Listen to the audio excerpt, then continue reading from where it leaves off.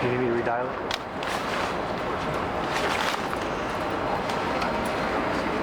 I don't have any. Did someone disconnect? Dispatch. Ladies and gentlemen, you're reminded that today's ceremony is considered outdoors. You should remain covered at all times. You should salute during the movement of the caskets, honors, and the national anthem.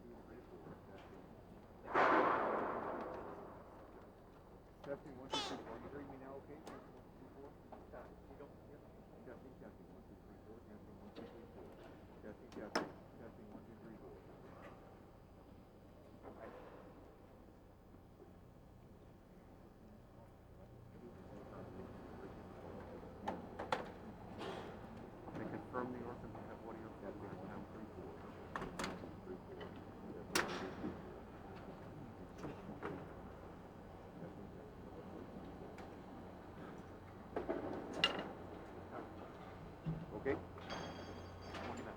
Okay, thank you. 1 minute station, warning from the station.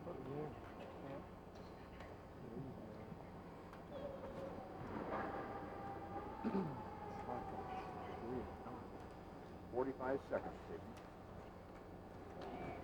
It is very somber, Carol. In fact, everyone in this hangar now watching to the front as the honor guards sub from the various branches of the military head and going to deal with C-730 aircraft.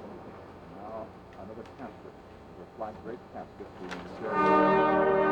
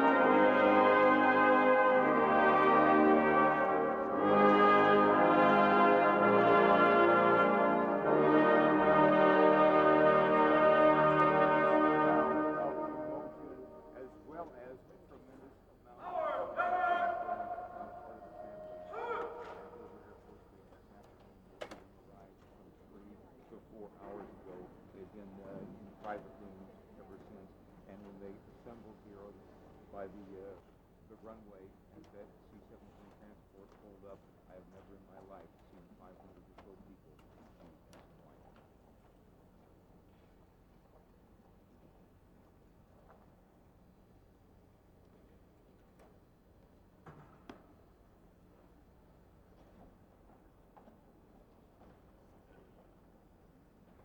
Exactly how long it will take, I'm not sure. We haven't been told that, but from the runway here, the hearse will, in fact, take the bodies over to the mortuary here on the base. From there, final identification will be made, and then the bodies will be released to the families, and at that point, the individual families will make their funeral arrangements.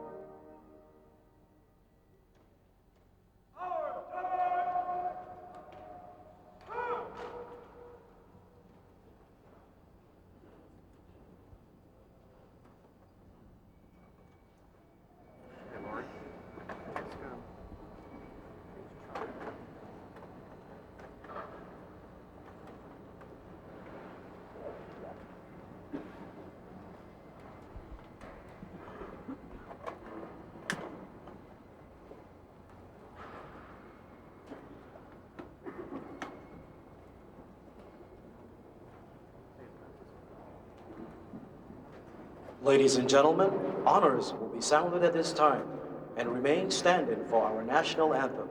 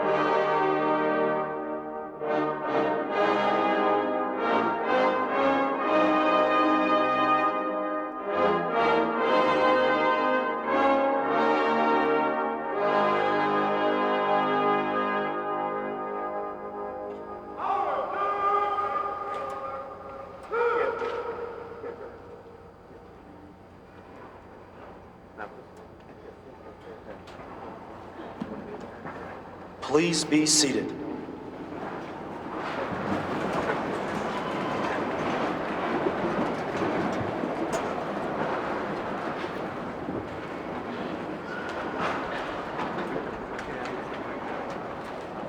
Ladies and gentlemen, Brigadier General William J. Dinginger, Deputy Chief of Chaplains, United States Air Force.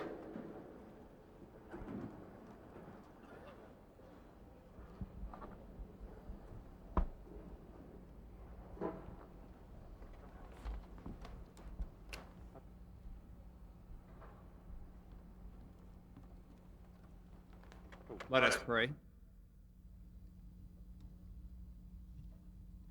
Almighty God, source of all comfort and consolation,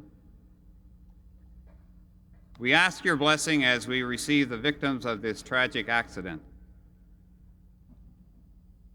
Though we walk through the valley of death and grief, we fear no evil, for you are with us with your comfort and consolation. You always prepare a table of refreshment for us, and surely your goodness and mercy will uphold us in our grief and sorrow in these days. Help us always to remember these public servants, ever mindful of their willingness to share their talents and wisdom, not only with our own nation, but also with people seeking to recover from the ravages of war. May their example renew our personal vision of public service. Lord, give us this day a new hope as we feel despair, new light as we sense darkness, deeper compassion as we experience loss.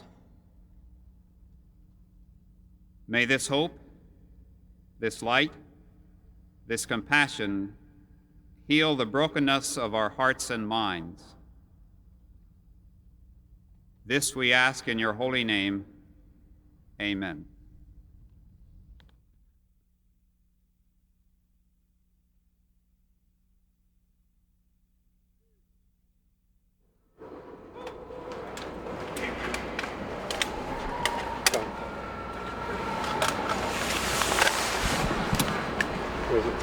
Ladies and gentlemen, the President of the United States.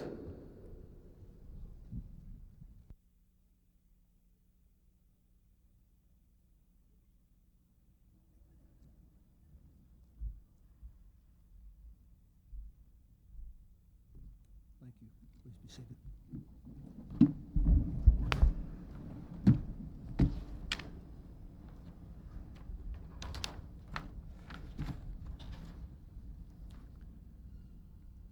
My fellow Americans, today we come to a place that has seen too many sad, silent homecomings. For this is where we in America bring home our own, those who have given their lives in the service of their country. The 33 fine Americans we meet today on their last journey home ended their lives on a hard mountain a long way from home, but in a way they never left America.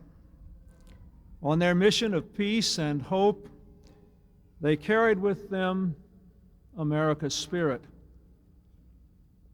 what our greatest martyr Abraham Lincoln called the last best hope of earth. Our loved ones and friends loved their country, and they loved serving their country. They believed that America, through their efforts, could help to restore a broken land, help to heal a people of their hatreds, help to bring a better tomorrow through honest work in shared enterprise. They knew what their country had given them, and they gave it back with a force, an energy, an optimism that every one of us can be proud of. They were outstanding business leaders who gave their employees and their customers their very best. They were brave members of our military, dedicated to preserving our freedom and advancing America's cause. There was a brilliant correspondent committed to helping Americans better understand this complicated new world we live in. And there were public servants, some of them still in the fresh springtime of their years, who gave nothing less than everything they had, because they believed in the nobility of public service. And there was a noble Secretary of Commerce who never saw a mountain he couldn't climb, or a river he couldn't build a bridge across. All of them were so full of possibility. Even as we grieve for what their lives might have been, let us celebrate what their lives were. For their public achievements and their private victories of love and kindness and devotion are things that no one could do anything but treasure. These 33 lives show us the best of America. They are a stern rebuke to the cynicism that is all too familiar today. For as family after family after family told the Vice President and Hillary and me today, their loved ones were proud of what they were doing. They believed in what they were doing. They believed in this country. They believed we could make a difference. How silly they make cynicism seem. And more important, they were a glowing testimonial to the power of individuals to improve their own lives and elevate the lives of others and make a better future for others.